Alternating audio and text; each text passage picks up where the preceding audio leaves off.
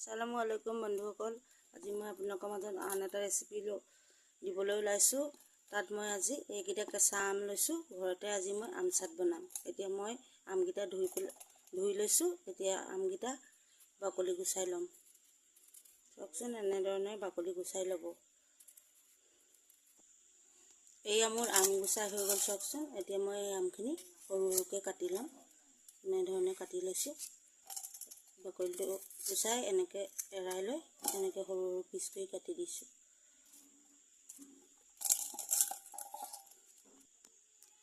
আমখিনি এতিয়া মই এনেকৈ সৰু সৰুকৈ কাটি ল'লোঁ। এতিয়া মই চচ পাতি দিলোঁ। এতিয়া আমখিনি ঢালি দিম। এই গৰমত আমখিনি ঢালি দিছোঁ। ইয়াত মই পানী ঢালি দিছোঁ একাপ, আৰু একাপ পানী দি দিম। ইয়াত মই আৰু আধা কাপ পানী ঢালি দিছোঁ। হিচাপ মতে পানী ঢালিব লাগে, তেতিয়াহে বস্তুখিনি ভাল হ'ব। এইখিনি এতিয়া উতলি গৈছে। চাওকচোন, এইখিনি এনেধৰণে ভাঙিবৰ কাৰণে লৰাই দিম। ভাল ধৰণে লৰাই দিছোঁ। এইখিনি এনেকৈ ভাঙি দিম। এইখিনি চাওকচোন, যে এনেকৈ গুৰি হৈ গ'ল। ইয়াত অকণমান ডাঠ হ'বৰ কাৰণে থৈছোঁ। বস্তুটো ইমান ডাঠো হ'ব নালাগে, ইমান পাতলো হ'ব নালাগে। মোৰ এইখিনি এতিয়া হৈ গ'ল। মই এইখিনি এতিয়া চাকি দিম। এইখিনি মই এতিয়া চাকনিত ঢালি দিছোঁ। চাকি ল'ম। এইখিনি মই এতিয়া চাকি দিছোঁ। এইখিনিকণ লৰাই দিছোঁ। ইয়াত কোনো ডাঠ জাতীয় বস্তু নাথাকিবলৈ আমবোৰ। এতিয়া মোৰ এইখিনি চাকি হৈ গ'ল। চাওকচোন, কিমান ধুনীয়াকৈ চাকি হৈ গ'ল।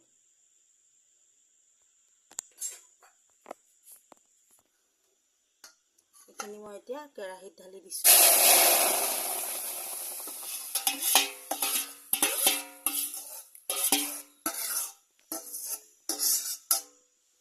এয়া মই কেৰাহীত ঢালি দিছোঁ। ইয়াত মই অলপমান একাপ জোখৰ চেনি ঢালি দিছোঁ। এইখিনি এতিয়া ভাল ধৰণে লৰাই দিম। এনেকৈ লৰাই থাকিম। মই ইয়াত অলপমান জলকীয়া গুড়ি ইয়াত দি দিছোঁ। অকণমান ক'লা নিমখ দি দিছোঁ। ক'লা নিমখ দি লৰাই দিছোঁ। ইয়াত মই অলপমান জালজিৰা দি দিছোঁ। অলপমান জালজিৰা দি দিছোঁ। লগতে অকণমান ফ্ৰুট কালাৰ ঢালি দিছোঁ। বেছি দিয়া নাই, অকণমান কালাৰ হ'বৰ কাৰণে দি দিছোঁ। মোৰ এইখিনি হৈ গৈছে। চাওকচোন, বৰ বেছি ডাঠো নকৰিব, বৰ বেছি পাতলো নকৰিব। মোৰ এয়া চব হৈ গ'ল। এতিয়া মই এই দুখন বাচন লৈ লৈছোঁ। ইয়াত মই অলপ তেল ঢালি দিম। এইখনতো অলপ তেল ঢালি দিছোঁ। এতিয়া এইখিনি মই ভালকৈ তেলখিনি মিলাই দিম। এইখিনি এতিয়া মই এয়া বাচনত ঢালি দিছোঁ।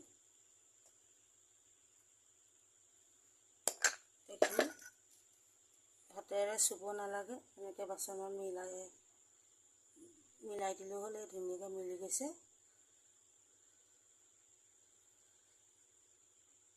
এনেকৈ হাতেৰে চুব নালাগে। এই বাচনত এনেকৈ ধৰণে মেলি দিছোঁ।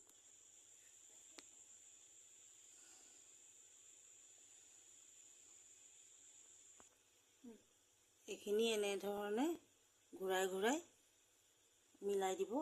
নহ'বা হাতেৰে মিলাই নিদিব। মিলাই দিলে এইখিনি হাতেৰে মিলাই দিলে বেয়া হ'ব। এই চাওকচোন, কিমান ধুনীয়াকৈ বাচনত মিলি গৈছে। আৰু এইখিনি মই এতিয়া শুকাবৰ কাৰণে দি দিম। কিন্তু আপোনালোকে বেছিকৈ ৰ'দত নিদিব। এইটো মই এতিয়া ফেনৰ বতাহত শুকুৱাম। ৰ'দত বেছিকৈ দিলে অকণমান ৰ'দত দিব পাৰে, কিন্তু বেছিকৈ দিলে এইখিনি বেয়া হৈ যাব। কালাৰটো বেয়া হৈ যাব, টেষ্টটো বেলেগ হৈ যাব। সেইটো কাৰণে পৰাপক্ষত আপোনালোকে ফেনত শুকাবলৈ দিব। হৈ গ'ল। মই 2 দিন ফেনৰ বতাহত ৰাখি দিলোঁ। মোৰ এই আম চাট বনাই ৰেডি হৈ গ'ল।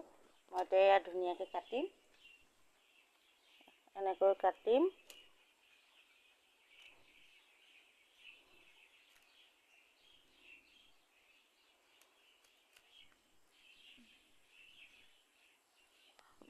এনেকৈ ধুনীয়াকৈ থৈ দিম। চাওকচোন কিমান ধুনীয়া হৈছে।